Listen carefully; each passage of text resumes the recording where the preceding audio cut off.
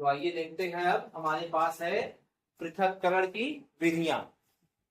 आज इसके बारे में पढ़ेंगे, पृथक्करण की विधियां। देखिए, पृथक्करण की विधियों में से ये पृथक्करण की विधियां किस लिए प्रयोग की जाती है?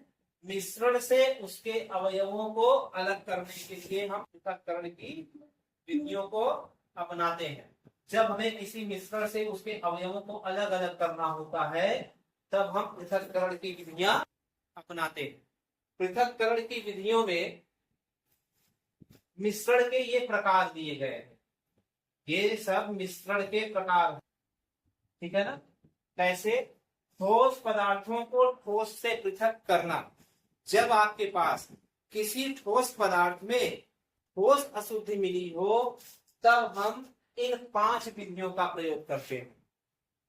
जब अघुलनशील ठोस पदार्थ को द्रव से पृथक करना, किसी द्रव में अघुलनशील ठोस पदार्थ मिला हो। अघुलनशील में मतलब ऐसा अशुद्धि जो द्रव में न घुले, अगर ऐसी अशुद्धि मिली है तब हम इन 3 विधियों का प्रयोग करते हैं। फिर आता है घुलनशील ठोस पदार्थों को द्रव से अलग करना।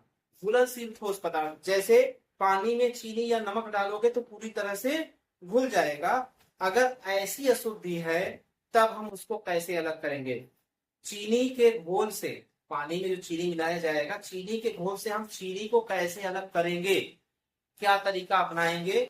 उसके लिए हमारे पास 3 विधियां हैं, वाष्पन, आसवन और क्रिस्टलीकरण।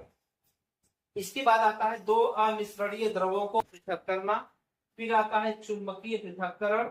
इसके बाद है क्रोमैटोग्राफी। ठीक, तो आइए अब देखते हैं आगे। इनमें से शुरू में हमने फटकना, थ्रेसिंग, बीनना, चालना और उद्पाटन, ये 5 विधियों को हमने पढ़ लिया था। ये 5 विधियां किस लिए प्रयोग की जाती हैं? ठोस पदार्थ से ठोस अशुद्धियों को दूर करने के लिए, ठीक है ना? ये 5 विधियों के बारे में हमने इसके पहले की क्लास में पढ़ लिया था। आज हम शुरू करेंगे ये वाला, अघुलनशील ठोस पदार्थ को द्रव से पृथक करना। इसमें 3 है, तलछटीकरण और निथारना, छानना, अपकेंद्रण। तलछटीकरण निथारना को सेडिमेंटेशन एंड डिकैंटेशन बोलते हैं, छानना को फिल्ट्रेशन बोलते हैं, अपकेंद्रण को सेंट्रीफ्यूगेशन बोलते हैं। तो आइए आगे देखते हैं इन सब के बारे में डिटेल। ठीक, फटकना ओसाना, ये चित्र के माध्यम से आप देख सकते हैं कि गेहूं को, सरसों को, अनाज के दानों को किस तरह से फटक करके और ओसा करके शुद्ध किया जाता है। ये देखिए, फटकना है और ये ओसाना है। ये दोनों चीजें आप जानते हैं, है ना? फटकना ओसाना, सूप से फटक करके अशुद्धियों को दूर किया जाता है, ओसा करके दूर किया जाता है। इसके बाद आया था थ्रेसिंग, अन्न के कणों को। थ्रेसिंग क्या है? जैसे धान की सटकाई होती है, धान को पीटा जाता है, इस तरह से पीटते हैं तो धान के जो दाने होते हैं वो पुआल से निकल करके अलग हो जाते हैं और थ्रेसर से भी अलग किया जाता है ना? ये देख लिया था हमने। बीनना देख लिए थे, अशुद्धियों को हाथ से बीन करके, जब कम अशुद्धियां होती हैं कम मात्रा में, तो हम हाथ से बीन करके उनको अलग कर लेते हैं। इसके बाद हमने पढ़ा था चालना। चालना आप विधि देख सकते हैं, जैसे आटे से भूसी को निकाला जाता है, आटे से चाल करके भूसी निकाली जाती है, और इस तरह के चलनी से चाल करके बालू से बड़े बड़े कंकड़ पत्थर निकाले जाते हैं। घर की जब घर बनता है या प्लास्टर किया जाता है तो उस समय। फिर आपने उद्पाटन देखा था, तलछटीकरण और निथारना, ठीक है ना? अब यहां से हम लोग पढ़ेंगे तलछटीकरण और निथारना किस लिए प्रयोग किया जाता है? किसी द्रव से ठोस अशुद्धियों को दूर करने के लिए इस विधि का प्रयोग किया जाता है। तो आइए देखते हैं तलछटीकरण और निथारना क्या है। ये देख रहे हैं, ये एक पात्र है जिसमें शुद्ध जल दिख रहा है। दूसरा एक पात्र है, उसमें बड़े वाले पात्र में उड़ेला जा रहा है। ये क्या है? ये पात्र में पानी है, इस पानी में बालू के कण बैठे हैं ना। आप एक प्याला लीजिए, एक बर्तन लीजिए, उसमें पानी डाल दीजिए, उसमें बालू का चाक या मिट्टी के कण, ठोस अशुद्धियां बता रहे हैं ना। ठोस अशुद्धियां का मतलब ऐसी अशुद्धि जो जल में न घुले, वो ठोस अशुद्धि हो जाएंगी, ठीक है ना? तो आप बालू को पानी में मिला लीजिए, या मिट्टी को मिला लीजिए, घोल दीजिए, उसको पूरे पानी में घुल जाए, फिर उसको थोड़ी देर के लिए छोड़ दीजिए। ठीक है ना, जो घोल आपने बनाया उसको आप थोड़ी देर के लिए छोड़ दीजिए।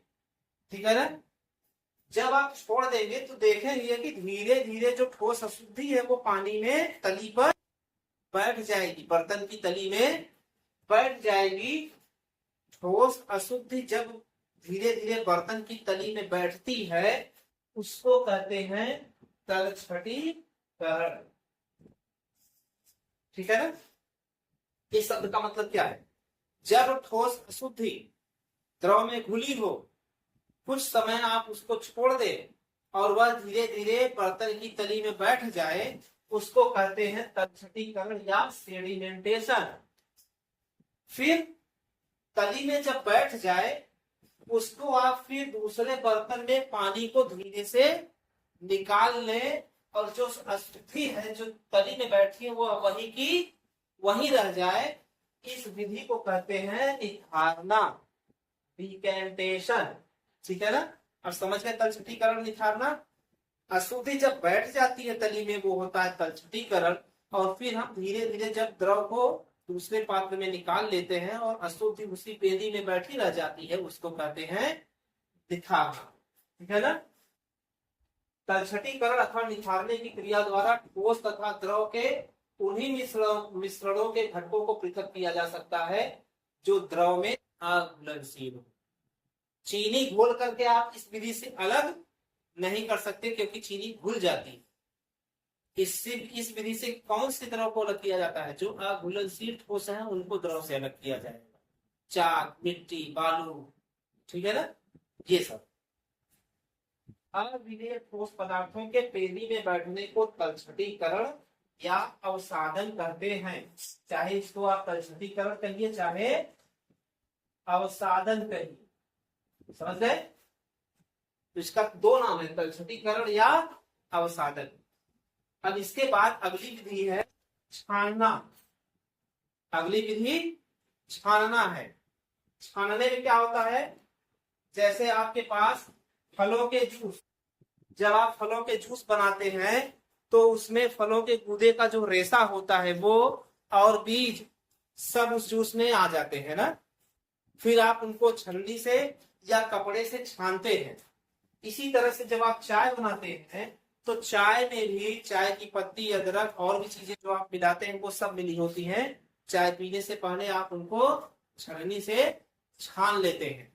ठीक, तो छानने की विधि से भी हम ठोस अशुद्धि को द्रव से अलग कर लेते हैं। ठीक है, तो दो विधियों को आपने यहां देख लिया।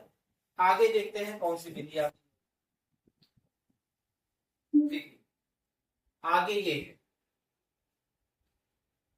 अपकेंद्रण, ये विधि है अपकेंद्रण। ठीक है ना, समझ गए? अपकेंद्रण इसको बोलते हैं सेंट्रीफ्यूगेशन। ये कौन सी विधि है? अपकेंद्रण एक प्रक्रिया है। ठीक है ना, उस प्रक्रिया में क्या होता है कि जब आप किसी द्रव में कोई ऐसा चीज डाल करके द्रव को जब आप बहुत तेजी से घुमाते हैं, ठीक, तो ठोस अशुद्धियां किनारे किनारे जमा होने लगती हैं। जैसे आपने देखा होगा आपके घरों में दही से मट्ठा या छाछ बनाई जाती है। मट्ठा या छाछ बनाने के लिए इस तरह का एक लकड़ी या प्लास्टिक की छड़ी का प्रयोग किया जाता है जिसमें यहाँ पर कुछ आकार इस तरह का ऐसे ऐसे बना होता है ना, दिखा है ना? ठीक है ना, इसको कहीं कहीं छोड़ी कहते हैं, कहीं कहीं खैलर कहते हैं ना। इसको आप जब छाछ में डाल करके, दही में डाल करके इस तरह से जब तेजी तेजी से इस तरह से घुमाया जाता है, तब उस दही में जो मक्खन के कण होते हैं वो मक्खन के कण ऊपर आ जाते हैं और बर्तन के किनारे किनारे चिपकने लगते हैं। फिर उनको हाथ से इस तरह से निकाल करके अलग कर लिया जाता है। तो पानी डाल के किया जाता है ना, जो छाछ बनी, मट्ठा जो बना वो द्रव रूप में है, और ये जो मक्खन निकला ये ठोस अशुद्धि होती है। ठीक है ना, इसको आपने निकाल लिया, अशुद्धि तो नहीं कही जाएगी, ठोस पदार्थ कहा जाएगा। ये ठोस पदार्थ मक्खन को आपने अलग कर लिया और द्रव रूप में छाछ हमें मिल जाता है। ठीक है ना, ये विधि जो होती है, ये जो विधि होती है घुमाने की, घुमा करके आपने ठोस पदार्थ को किनारे किनारे इकट्ठा कर लिया, इसी को अपकेंद्रण कहते हैं। अपकेंद्रण द्वारा ठोस पदार्थ को द्रव से अलग किया जाता है। एक चित्र ये देख रहे हैं आप, ये एक मशीन होती है, ये एक मशीन है। इस मशीन में ये क्या देख रहे हैं, ये एक ट्यूब है। ठीक है ना, ये एक ट्यूब है, इसमें लाल लाल दिख रहा होगा। जब आप बीमार पड़ते हैं और डॉक्टर के यहाँ जाते हैं, डॉक्टर आपके खून की जांच करते हैं। ठीक है ना, इंजेक्शन से आपका ब्लड निकालेंगे, ब्लड निकाल करके इस तरह के ट्यूब में डालते हैं। इस ट्यूब को यहाँ पर आप देख रहे हैं, यहाँ खांचे बने हुए हैं ऐसे, इसी खांचे में इस ट्यूब को डाल देंगे। ठीक, ये गोल सा होता है, जैसे इस खांचे में ऐसे डाल दिए, इस ट्यूब को खांचे में ऐसे डाल देंगे। ठीक है ना, इसके बाद इस मशीन के बटन को जब दबाएंगे और इसको बंद कर देंगे तो ये अंदर वाला जो गोल खांचा है ये ऐसे बहुत तेजी से गोल गोल घूमने लगता है ऐसे। ठीक है ना, ये इस तरह से गोल गोल घूमने लगता है। जब गोल गोल घूमता है तो टेस्ट ट्यूब, ये जो ट्यूब इसमें डाली गई है, ये ट्यूब भी बहुत तेजी से गोल गोल घूमेगी। जब ट्यूब गोल गोल तेजी से घूमेगी तो आपके ब्लड में, आपके खून में कई तरह के तत्व होते हैं, कई तरह के पदार्थ होते हैं। जब ब्लड घूमेगा तेजी से तो ट्यूब के अंदर गाढ़ा ब्लड नीचे जम जाएगा, थक्का जो होता है वो नीचे आ जाएगा, पीला पीला आ जाएगा, इसी में सफेद कलर भी आ जाएगा, आपके ब्लड से ही अलग हो रहा है। फिर डॉक्टर अलग अलग ब्लड के कलर को देखते हैं, उसको चेक करते हैं, चेक करके बताएंगे कि आपको कौन सी बीमारी है, टाइफाइड है, मलेरिया है, डेंगू है। ठीक है ना, कौन सा बुखार या कौन सी बीमारी आपको लगी है। ठीक है ना, तो ये जो घुमा करके ब्लड के अलग अलग अवयवों को किया जा रहा है, ब्लड के अवयवों को, खून के अवयवों को जो अलग अलग किया जा रहा है। ठीक है ना, लाल रक्त कणिकाएं जो होती है वो नीचे जम जाएंगी, श्वेत रक्त कणिकाएं ऊपर आ जाएंगी, बीच में पीला पीला प्लाज्मा होता है वो आ जाएगा। सब अलग जब हो जाएंगे तब डॉक्टर उनको चेक करके बताता है। ठीक है ना, तो ये किस प्रक्रिया से कर रहे हैं अलग, अपकेंद्रण विधि से अलग कर रहे हैं। ठीक है, इसके बाद आती है अगली विधि, वाष्पन विधि, इवेपोरेशन विधि। ठीक है, इवेपोरेशन मेथड। वाष्पन विधि क्या है, वाष्पन का मतलब होता है कि जब द्रव धूप या गर्मी के संपर्क में आने से भाप बन करके उड़ जाता है। जब कोई द्रव भाप बन करके उड़ता है उसी को वाष्पन कहते हैं। समझ गए, तो वाष्पन विधि से क्या काम हो रहा है, ये है समुद्र का किनारा। ठीक है ना, समुद्र का पानी होता है खारा, नमकीन पानी होता है।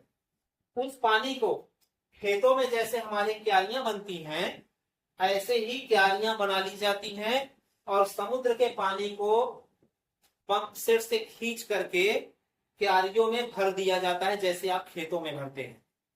फिर उनको छोड़ दिया जाता है। कुछ समय बाद, कुछ दिनों बाद धीरे धीरे वह पानी वाष्पीकृत होकर के उड़ जाता है और उस पानी में जो नमकीन खारापन मिला था वह ठोस रूप में क्यारियों में इकट्ठा हो जाता है।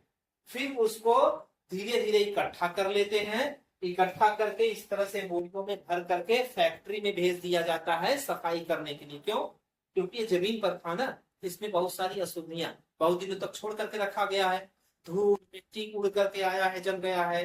ठीक है ना, पंछी आकर के बैठते हैं, गंदगी कर देते हैं। ठीक, कीड़े मकोड़े भी आ जाते हैं इसमें पानी में। ठीक है ना, कई दिनों तक पानी इकट्ठा है ना, कीड़े मकोड़े भी तो आ जाएंगे। तो ये ऐसे ही भर लिया जाएगा बोरियों में और फिर फैक्ट्रियों में भेज दिया जाता है शुद्ध करने के लिए मशीनों से। शुद्ध होकर के फिर वही नमक के पैकेट में भर करके बाजार में आता है, जिनको हम अपने भोजन के साथ प्रयोग करते हैं। ठीक है ना, तो ये नमक कहाँ से मिला, द्रव से ही मिला ना। द्रव को आपने वाष्पीकृत करा दिया, द्रव वाष्पीकृत हो गया ठोस नमक हमें मिल जाता है उस तरह से। ठीक, समझ गए? आगे देखिए, अब केंद्र आसवन देख लिया आपने, अब आते हैं आसवन विधि। देखिए आसवन विधि क्या है?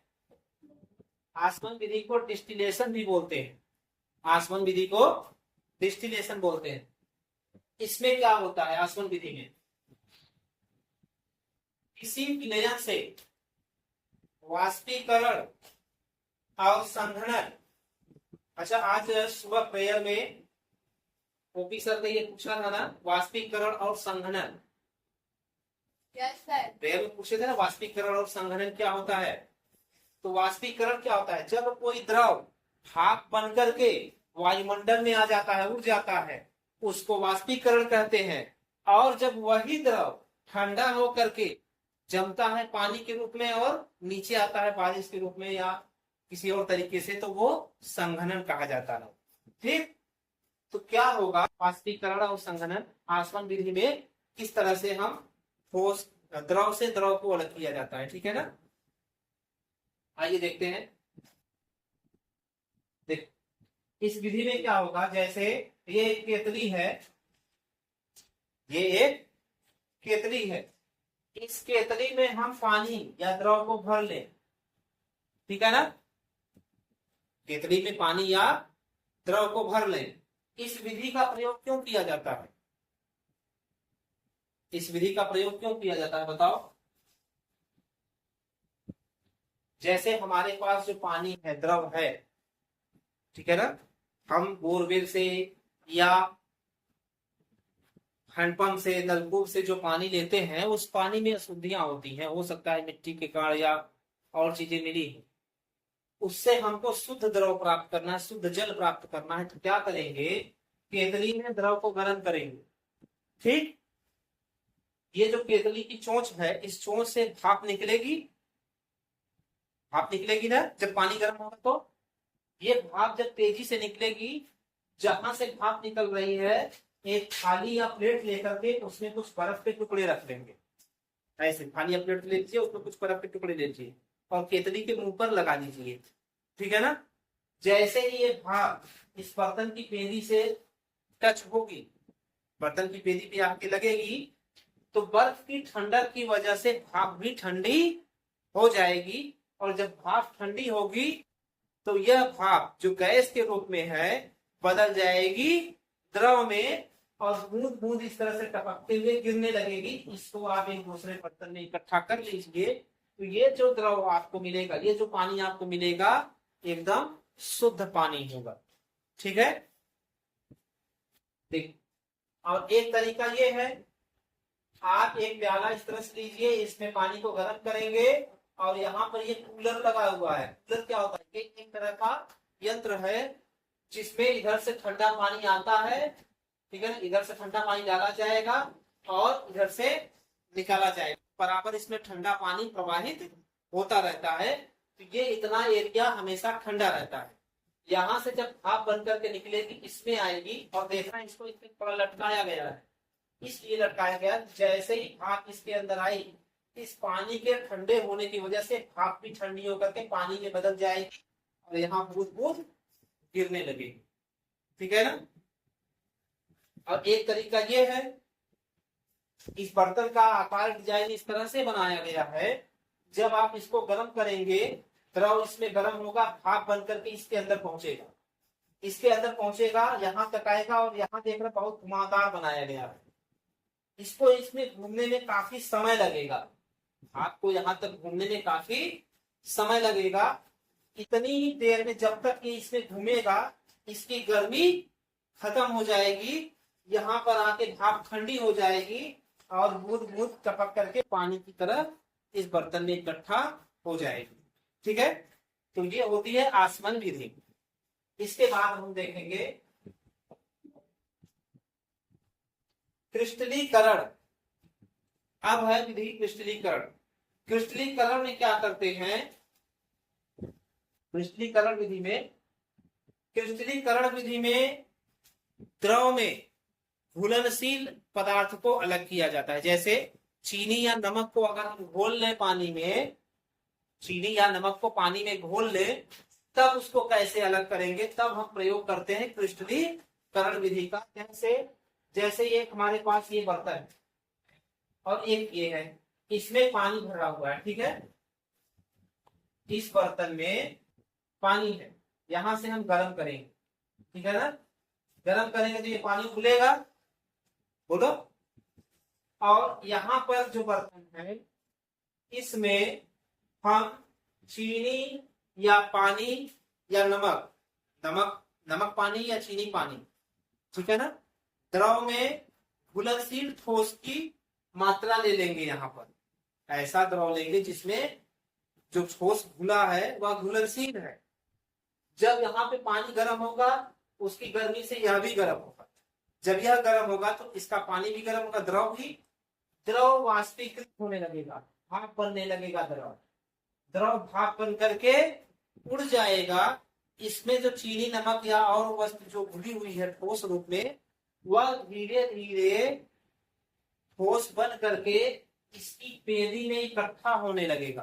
द्रव तो भाप बन करके उड़ जाएगा, लेकिन जो चीनी इसमें घुला था वह धीरे धीरे ठोस रूप में यहाँ पर इकट्ठा होने लगेगा। देखिए इस तरह से, ठीक है ना।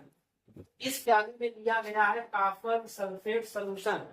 कॉपर सल्फेट होता है CuSO4, ठीक है ना। ये कॉपर सल्फेट का विलयन लिया गया है। तो क्या होता है कि जब ये गर्म होगा तो कॉपर सल्फेट का यहाँ पे दाने टुकड़े मिल जाएंगे हमको, और पानी जो है भाप बन करके उड़ जाएगा। इसी को कहते हैं क्रिस्टलीकरण, ठीक।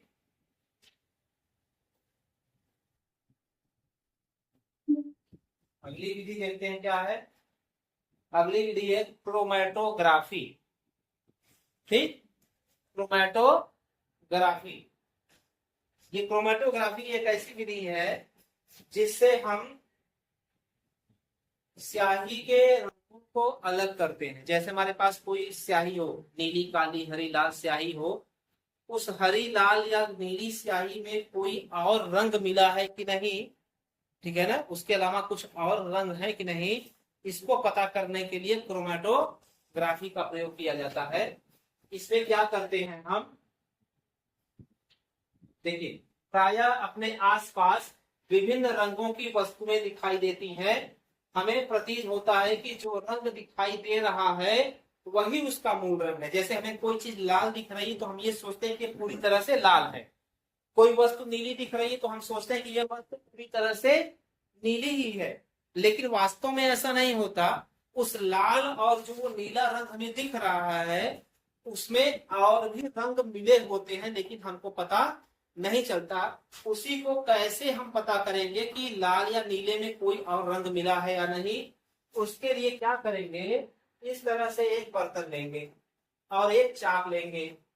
चाक जानते हैं आप, एक चाक ले लेंगे, ठीक है। फिर क्या करेंगे, एक सफेद खड़ी चाक लें, चाक के नीचे वाले हिस्से से थोड़ा ऊपर, जैसे ये मान लीजिए चाक, ये नीचे का हिस्सा है, थोड़ा सा ऊपर यहाँ पर आप नीली या लाल किसी भी रंग की स्याही से एक ऐसे लाइन खींच दें, पूरा ऐसे गोलाई में, ठीक है। गोलाई में नीले पेन से या नीली स्याही से आप यहाँ पर एक लाइन बना दें, नीचे से थोड़ी जगह छोड़ करके, ठीक। बनाने के बाद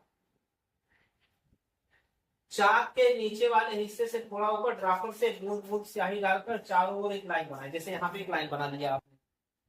एक प्लेट में थोड़ा पानी लेकर उसमें चाक का चौड़ा वाला हिस्सा रखें। जो चाक का चौड़ा हिस्सा कौन सा होता है, एक तरफ चौड़ा होता है एक तरफ पतला होता है ना चाक का। तो चाक के चौड़े वाले हिस्से से थोड़ा ऊपर आप स्याही लगा दीजिए।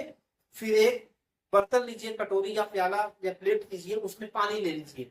फिर चाक को उसमें ऐसे खड़ा करके रख दीजिए और छोड़ दीजिए उसको कुछ देर के लिए, ऐसे खड़ा करके छोड़ दीजिए। और पानी जो आपने डाला है वह पानी स्याही को नहीं टच करना चाहिए। जो आपने स्याही से निशान बनाया है ना, वो निशान तक पानी नहीं जाना चाहिए, निशान से नीचे ही रहना चाहिए पानी। ठीक, आप ऐसे डाल के खड़ा करके छोड़ दीजिए। समझ गए? छोड़ने के बाद फिर क्या होगा, आप देखिए उसको ध्यान से, क्या चाक जो सोख रहा है, आप देखेंगे कि चाक धीरे धीरे पानी को सोखेगा और पानी धीरे धीरे चाक में ऊपर की तरफ चढ़ेगा। क्या स्याही के रंग में कोई परिवर्तन दिखाई दे रहा है? आप ये देखेंगे कि जैसे जैसे पानी ऊपर चढ़ रहा है, स्याही का रंग धीरे धीरे नीचे उतरेगा। ठीक है ना? जो स्याही आपने यहाँ लगाई थी वह रंग धीरे धीरे नीचे उतरना शुरू होगा। चाक में नीली स्याही के अतिरिक्त और रंग कहाँ से आया? आप ये भी देखेंगे, आपने लगाई तो नीली स्याही थी, लेकिन जैसे जैसे वह नीचे उतरेगा उसमें और भी रंग आते जाएंगे। ठीक,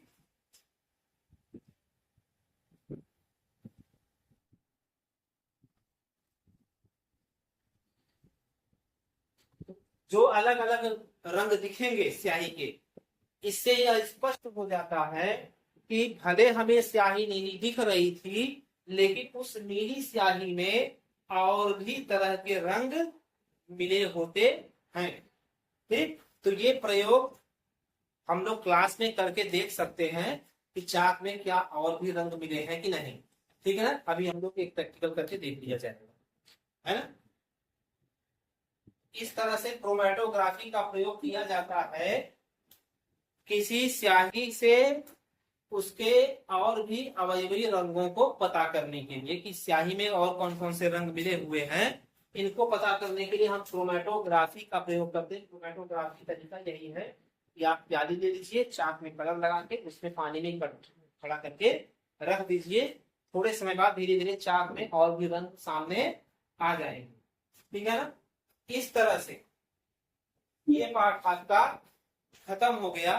दो विधियां थी और एक चुंबकीय पृथक्करण विधि, एक और विधि थी। तो चुंबकीय पृथक्करण क्या होता है उसको हम ऐसे ही बता दे रहे हैं, लिखे नहीं है। चुंबकीय पृथक्करण विधि में हम ऐसे पदार्थों को अलग करते हैं जो चुंबक में चिपक जाएं। तो चुंबक में चिपकने वाले पदार्थ कौन से होते हैं? लोहा।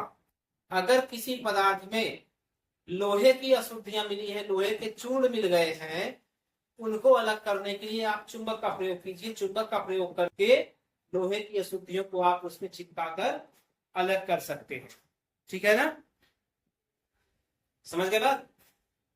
इस तरह से आपका ये पाठ खत्म हो जाता है। ठीक है ना? पृथक्करण की विधियां। इसके बाद हम एक नया पाठ पढ़ेंगे। ठीक, चलिए ठीक है। अभी हमने क्रोमेटोग्राफी के बारे में पढ़ा।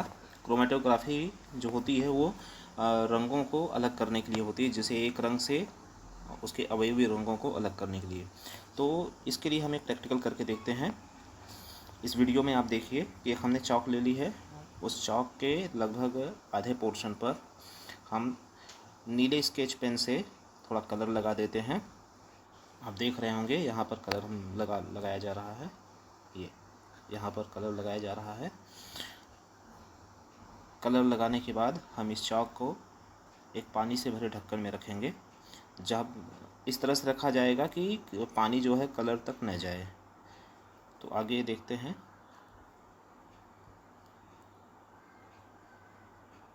अब ये कलर लग चुका है। अब इस चौक को हम पानी से भरे ढक्कन में डालेंगे, सीधा खड़ा रखेंगे इसको।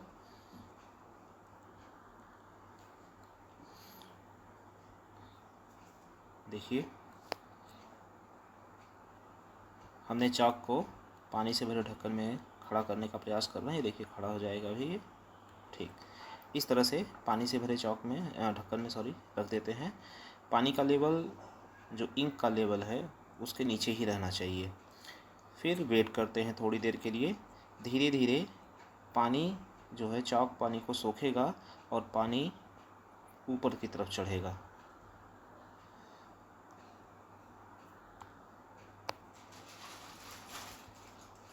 आप यहाँ देख सकते हैं ये पानी ऊपर की तरफ चढ़ना शुरू हो गया है। धीरे धीरे पानी ऊपर चढ़ रहा है। और आप इस एरिया में देखें अगर, तो जो कलर हैं वो कलर धीरे धीरे फैलना शुरू हो गया है। जो हमने कलर लगाया था स्केच पेन का, वो कलर धीरे धीरे फैलना शुरू हो गया है। ध्यान दीजिए इस पॉइंट पर हम जब ध्यान देते हैं तो देखते हैं कि कलर हमारा अब फैल रहा है इस पॉइंट पर।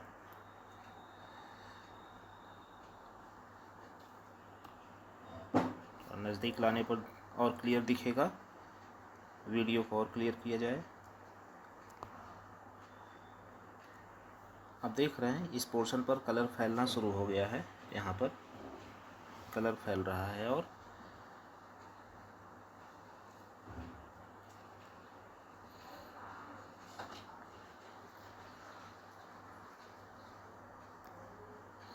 इस तरह से हम देख ही रहे हैं। ध्यान से अगर आप देखें तो ये ऊपर का जो हिस्सा है यहाँ पर कुछ स्काई ब्लू आसमानी कलर दिख रहा है और नीचे लाइट ब्लू हो गया है, बीच के हिस्से में डार्क ब्लू है।